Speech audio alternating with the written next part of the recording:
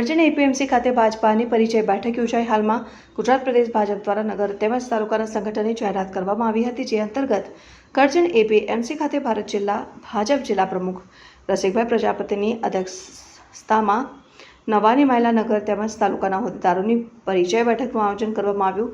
દીપ પ્રાગટ્ય કરીને બેઠકની શરૂઆતમાં કરવામાં આવી। હોદ્દેદારો દ્વારા જિલ્લા પ્રમુખ ધારાસભ્યનું હોદ્દેદારો દ્વારા સ્વાગત કરાયું। આ પ્રસંગે જિલ્લા પ્રમુખ અને ધારાસભ્ય દ્વારા સંબોધનમાં હોદ્દેદારોને સંગઠનને વધુ મજબૂત કરવા માટેનું માર્ગદર્શન અપાયું। આ પ્રસંગે કરજણ ધારાસભ્ય અક્ષય પટેલ, જિલ્લા મંત્રી અમિત શાહ, અમિત પંડ્યા, જિલ્લા ઉપપ્રમુખ ભરતભાઈ પટેલ તેમજ નગર અને તાલુકાના નવાની માયલા હોદ્દેદારો હાજર રહ્યા હતા। કરજણ તાલુકો અને કરજણ નગર નવનિયુક્ત હોદ્દેદારો સાથે આજે પરિચય બેઠક કરવામાં આવી હતી।